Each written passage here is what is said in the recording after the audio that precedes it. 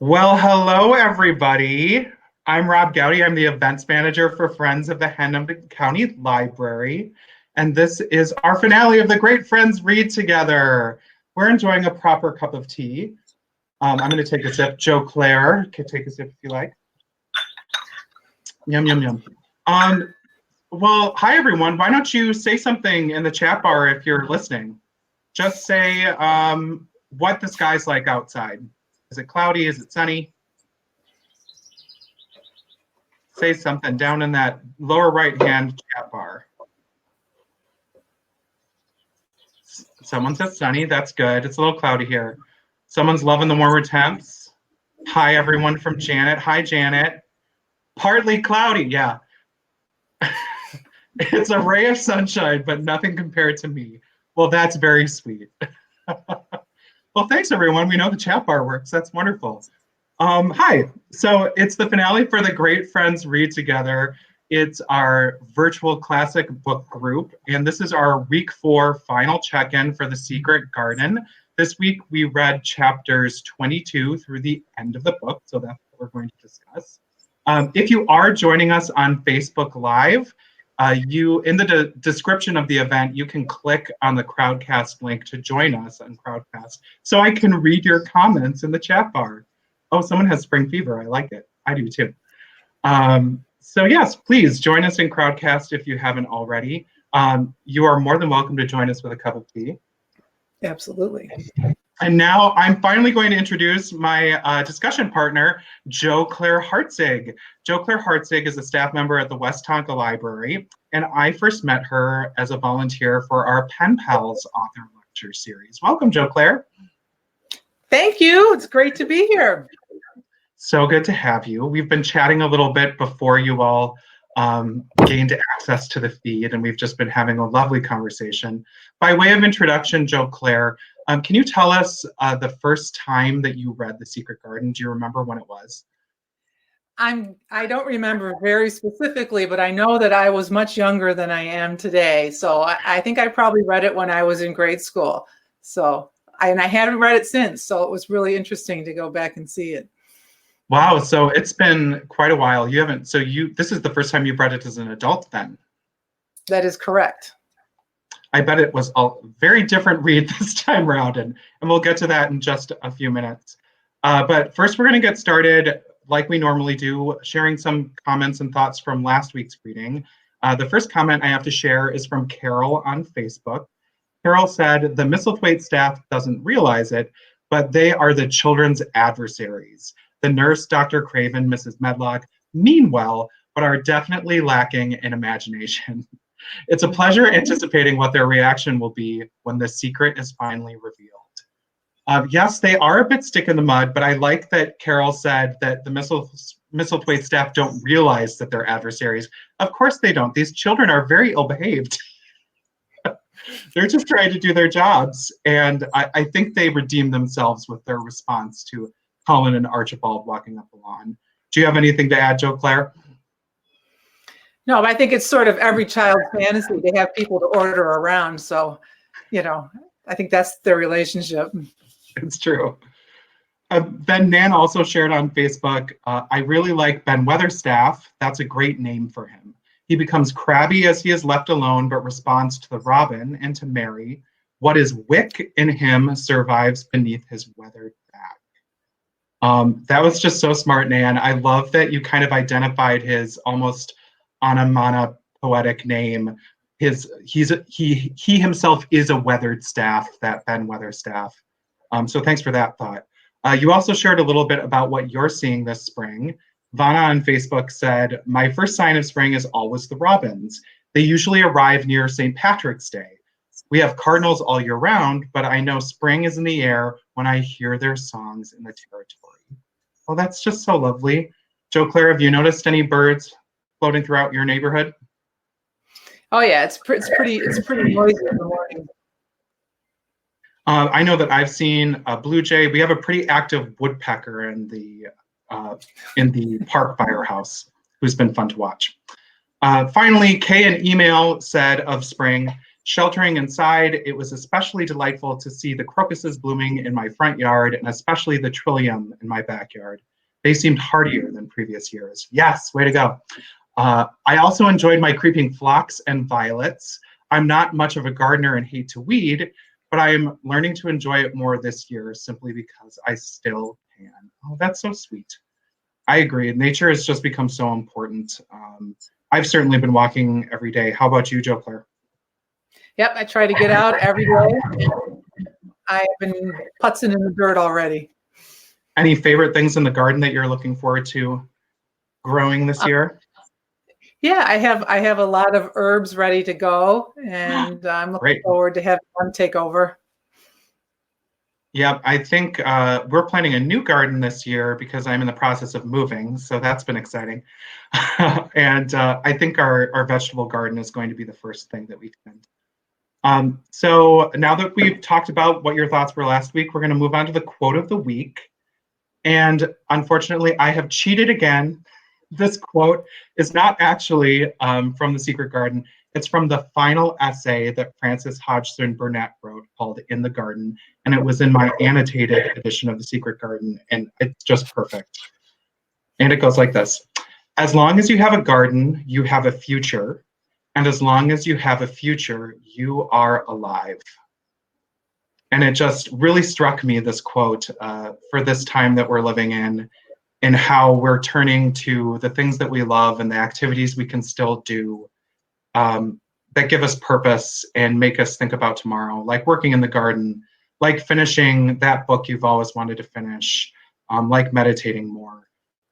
So I just couldn't resist sharing this quote. So if there's something in particular that is getting you through this time, why don't you share in the comments? And while you're sharing some of those comments, Jo Claire, why don't you share your quote of the week, which I also think is maybe not from The Secret Garden. Yeah, I followed your bad example.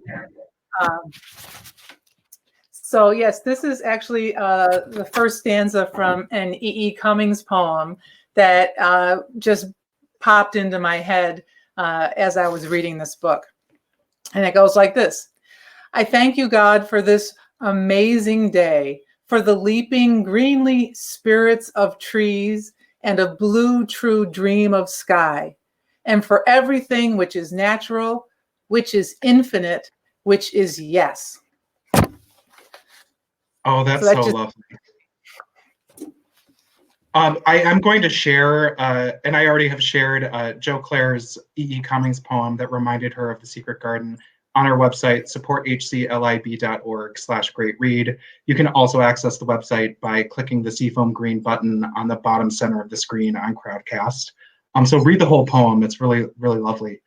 But Jo Claire, I think it just, that poem also captures so beautifully the color that Burnett describes in the garden, the feeling inside you as you dig into the earth and watch things grow.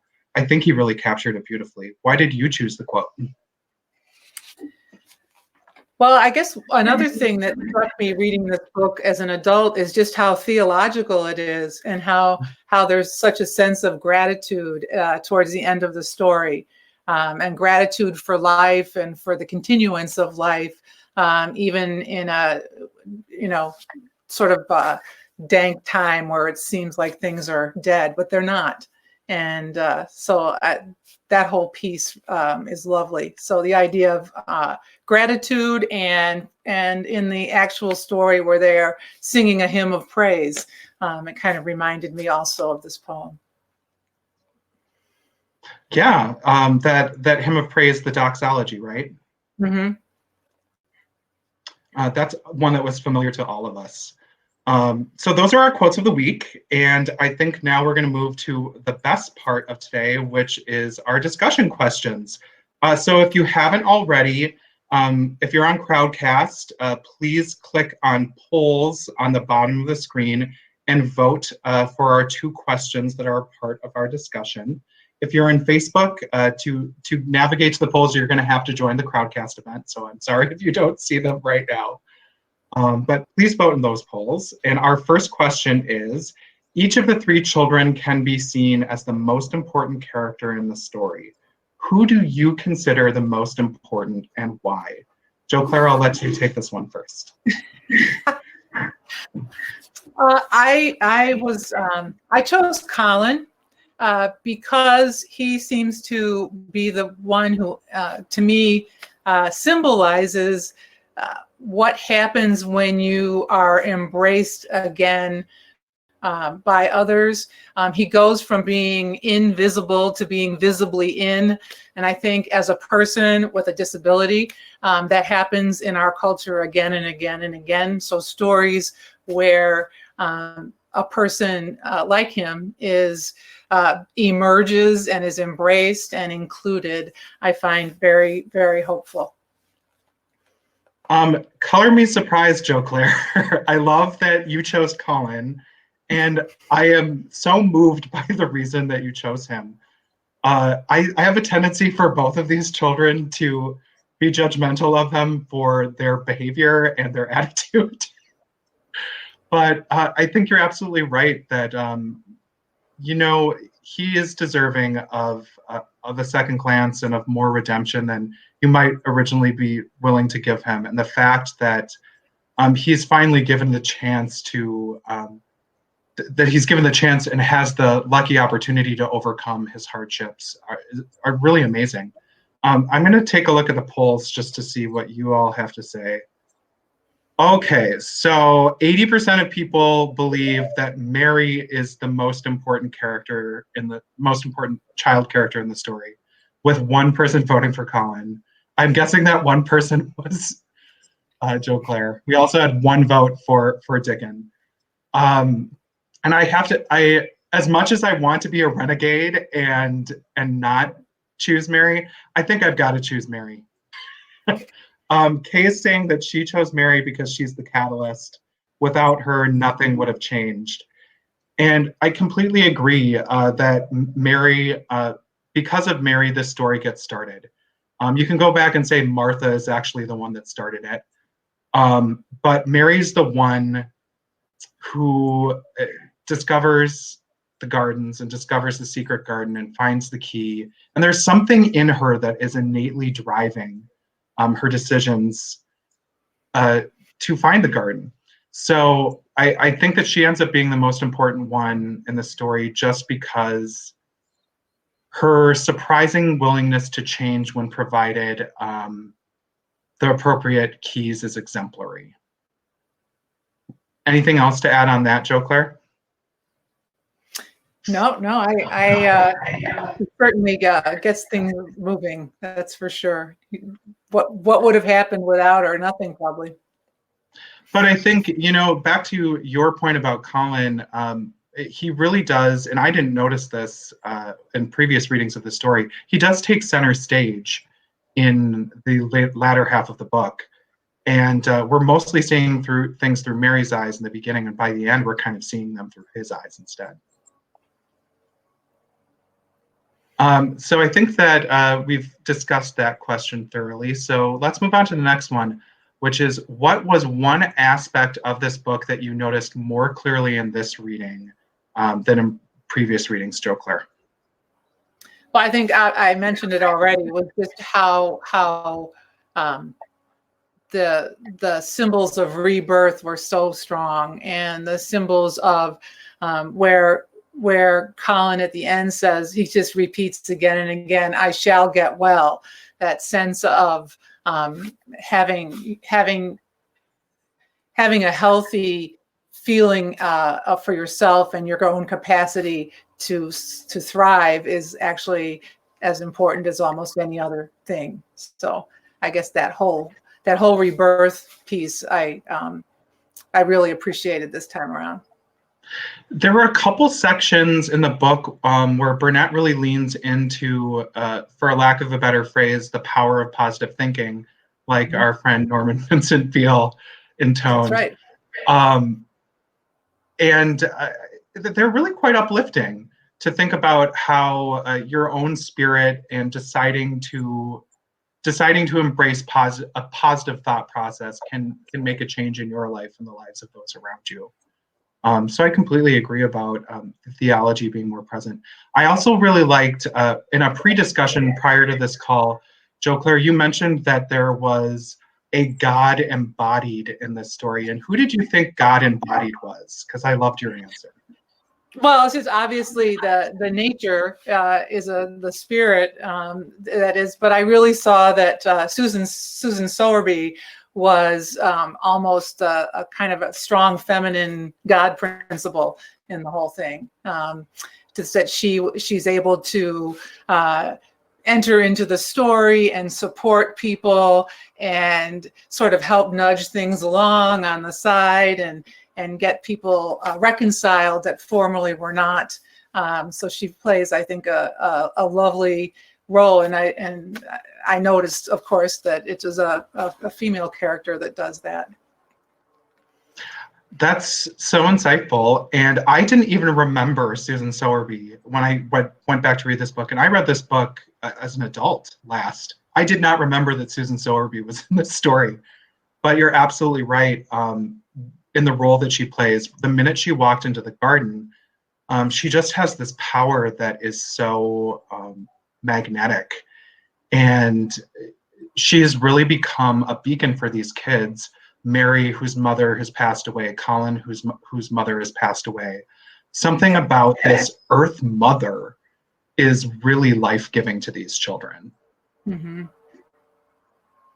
I think we can move on to our next question, which is part of the topic of our second poll question. And that question is, so if you haven't voted in the second poll question, just click polls and scroll down. The second poll question is, in your opinion, does Mr. Craven, Archibald Craven, after subjecting his son to years of neglect, deserve redemption? Jo Claire? I believe he does, because as the little poem part that I read, I think this story is a lot about yes. And even though characters in the past had said no to either their responsibilities or other people, I think it's the spirit of the story is to say yes. So I believe, yes, he does indeed deserve redemption. I am also going to agree with you. I know it's a little overly positive to completely be in agreement all the time, but I believe that Archibald Craven is a character who's lost, and is a character who has lost his direction after his wife has died. And we start to see a change in him. We don't see him much in this book. That's another thing I don't remember from the past, is he's literally in one chapter in the beginning of the book, disappears the whole time, and then we follow him on this international journey in the last chapter. But he was much kinder to Mary in the section where she asks for a bit of earth than I remember him being. And he already notices something in her that is important and vital and worthy of acknowledgement. So I was already liking him a little bit more in his first appearance in the book. And then in the second appearance, when he decides to listen to his voice of the past and return home, he's made this positive choice to grow and to change. And it's hard to not want to support that. I'm going to scroll down and see what everyone believes that Archibald Craven is worthy of redemption. And let's see what some of the comments are saying. Vana says that everyone deserves a second chance. He deserves some of the magic. Oh. And I was talking with, I forget who, I was talking with someone over email just about, you don't realize that virtually every character in the story is someone who is waiting to be woken up. That, the staff members, Mrs. Medlock, Dr. Craven, have just been as under the dark pall of Misselthwaite Manor just as much as Colin and Archibald have, and they're all waiting for that garden to be woken up again, and to be woken up again themselves. So yes, everyone does deserve a second chance. Maura is saying that the author Burnett does a good job of portraying the profound effects of grief. Very true. Kay says that Colin clearly wants him, and he is joyful about seeing his son. So that makes me want to forgive him. Yes. his actions do deserve forgiveness. And then Allison says, yes, I felt bad for him because he just seems so sad. Yep. I think going back to Mara's comment about grief, yes, it's very true. Grief is a heavy load to bear, and everyone's path out of it is different. Any final thoughts on that subject, Jo Claire, on Archibald Craven? No, I do think that grief is important to acknowledge, and it can look like lots of other things, but clearly all those characters are suffering from some kind of grieving. And then our final question of the discussion period today is a bit of a three-parter, so you can kind of respond to whichever part you want. Which narrative features were employed by the author to make The Secret Garden speak to children? Why do you think the novel appeals to an adult audience as well? And what makes it a classic? And I'll respond to this one first. The one thing I could think of why this book speaks to children first and foremost is just by the virtue of who we see the story through, whose eyes we see it through. Mary is by far the perspective that we see this book through the most. And although the whole book is written in third person, we do see it through her eyes mostly, through Colin's eyes, and at one particularly whimsical moment, the robin's eyes, which I loved. I just loved seeing the garden through the robin's eyes. But anyway, I believe that because of the perspective of the book, it's geared towards a children's audience for that reason. But one more little known fact for you, this book was originally serialized. It was published in little portions in a magazine for adults. So before it was published as a full book, it was originally published for adults. So funny that it's become such a children's classic. Any of those topics that you have thoughts about, Jo Claire? Well, I think that children always relate to stories that have people and animals interacting, and the way animals interact so strongly with Dickon, and how the other children are so impressed by that, and the adults are kind of like, well, that's just how he is. I think children would find that. But yeah, of course, yeah, that's what you're supposed to do, is talk to animals and have them understand what you're saying. So I think that's appealing, and to adults who still believe that. One of the commenters in email kind of imagined Dickon as being constantly accompanied by these Disney-esque perfect animals. I found that a very enjoyable image. And it must be I haven't watched any of the movie versions of this recently, but it must be very challenging to produce Dickon in the movies with this menagerie of animals that are supposed to behave for him. Do you have any further thoughts about why this should be considered a classic, or why it appeals to adult readers, Jo Claire? I think it's a hopeful story. I think that helps people want to revisit it or want to recommend it or whatever. So I think that it has such a hopeful, even from a very desolate beginning. I think that's a good story to share. Yeah, I agree. And another critic noted that this story, and I've shared this in check-ins before, that there's lots of elements of this story that actually track with the story of Jane Eyre, which also takes place on the Yorkshire moors and is definitely more geared towards an adult audience. Yeah. And I think that Mary's path from a dark, obscure, confused place to a place of beauty and hope and redemption and growth is just something that's timeless and is accessible to all ages. And I would also say that for the most part, from a technical level, Frances Hodgson Burnett's prose is quite beautifully written. There's so many, I mean, I feel so bad about taking a quote from outside of the source material for this week, because there's so many passages that are just utterly moving, that I think it really does stand up for adults as well. And then I'm seeing Vana has added to the conversation over in the chat bar. Vana says, I think the keeping of secrets is something that appeals to children. Yeah, there's something, I loved how many layers of secrets are in this book. You know, it's a secret garden, it's a secret manor, it's a secret relationship. There's a secret about everything. And it's not until all the secrets are revealed that there's any sort of resolution to the book.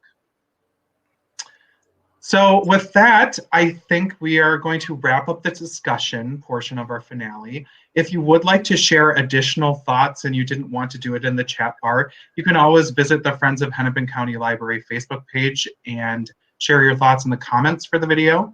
Or you can visit our website, supporthclib.org/greatread, and click the link to email your thoughts in. If you're on Crowdcast, an easy link to the website is that seafoam green button on the bottom center of the screen. So the final portion of today is I'm just going to give you an overview of the background information that is available for you to peruse. It's all supplementary reading, so I'm not going to go into it in great detail, but it's all going to enhance your understanding of the book that we've just finished. So the links to all of these are available, once again, on our website. The first piece is a short story from Frances Hodgson Burnett called My Robin. It's about her relationship with the robin that lived in her Great Maytham Hall rental property and accompanied her while she wrote in the garden. The second article I've linked to is a travelogue about the gardens at Great Maytham Hall, which inspired the Misselthwaite Gardens.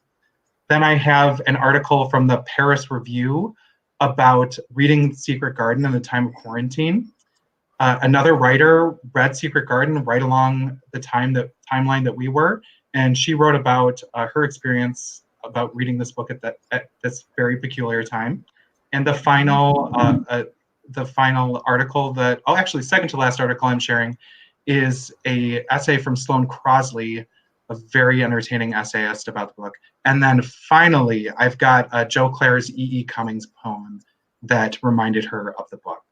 So you can find all of these links on our website, supporthclib.org/greatread. And then this wraps everything up. First of all, thank you, Jo Claire. Cheers to you. Happy tea to you. Thank you for joining us today. Thank you, everyone, whether you're joining us live or you're watching this back later. Thank you for being a part of this book group. It was just an idea when we kicked it off, and having the chance to talk with you on Facebook and over email has just been so meaningful. And so I really appreciate your participation in this book group. If you did enjoy the book group and you feel so inclined and you want to support Hennepin County Library, please visit our website and click the Join Give Now button in the upper right-hand corner. If you are giving today or if you've given in the past, thank you so much for your support. We cannot make a difference for our innovative library without you, so thank you. Thank you so much for your ongoing support. We're lucky to have friends like you. Now, one final thought.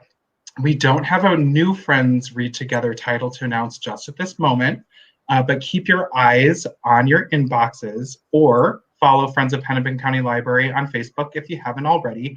We are definitely at work trying to find more engaging, additional fun virtual events for the months to come. So once again, thank you, everyone.